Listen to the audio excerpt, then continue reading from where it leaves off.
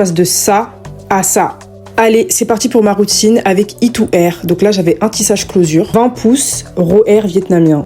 Là, je sors à peine de mon shampoing. Je prends directement le sèche-cheveux pour venir sécher mes cheveux. Là, je les sèche très grossièrement. Il faut savoir que les cheveux sont hyper épais, donc ils prennent beaucoup de temps à sécher. Donc ce que je fais, c'est que je viens juste égoutter le cheveu. J'enlève toute l'eau pour pouvoir commencer à travailler la mèche. J'insiste bien sur les pointes. C'est bon, j'ai fini de sécher pour une première fois. Maintenant, je vais me charger de la closure et de la lace.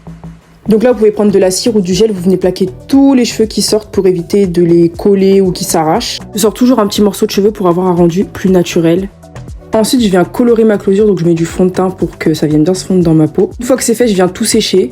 Ensuite, je prends le spray Got To It pour venir coller ma closure. Donc là, je regarde à quel niveau je dois la coller. Moi, j'aime bien la coller à la racine de mes cheveux pour un rendu plus naturel. Donc, une fois que je sais où je vais placer ma closure, je viens mettre de la colle. J'en mets vraiment petit à petit pour pas avoir du résidu blanc ou que ça fasse sale.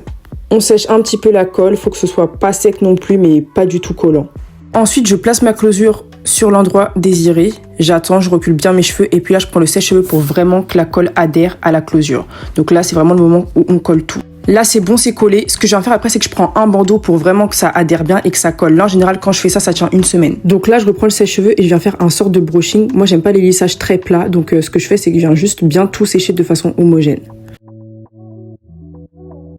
Là, je viens mettre un peu de fard devant pour vraiment avoir cet effet racine de cheveux. C'est un petit détail qui fait la différence. Là, on continue à sécher toujours jusqu'à ce que tout soit sec et que vraiment le cheveu reprenne son volume. Parce que c'est des cheveux qui sont hyper volumineux et ils sont très épais. J'ai fini de sécher. Maintenant, on va passer au lissage. Donc là, vous voyez que tout est fluide, tout est sec. Je prends mon lisseur, je le mets à 190 degrés. Là, je vais venir lisser très légèrement. Je viens lisser partie par partie. Parce que l'objectif, là, c'est pas d'avoir un lissage baguette. C'est juste de rendre la mèche bien homogène, que tout soit propre et joli.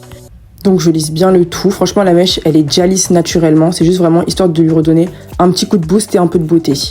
Mais comme vous pouvez le voir, c'est hyper fluide. C'est tout lisse. La mèche, elle est très brillante. Franchement, la qualité de mèche est très belle. Regardez la différence entre les deux côtés. Là, vous voyez que le côté gauche, il est beaucoup plus propre que le droit. Donc je viens faire la même chose du côté droit. Voilà, c'est terminé. Donc là, vous pouvez voir que tout est bien lisse, tout est propre. C'est bien brillant. Regardez la fluidité du tissage, s'il vous plaît. Franchement, elles brillent, elles sont toutes fluides, c'est incroyable.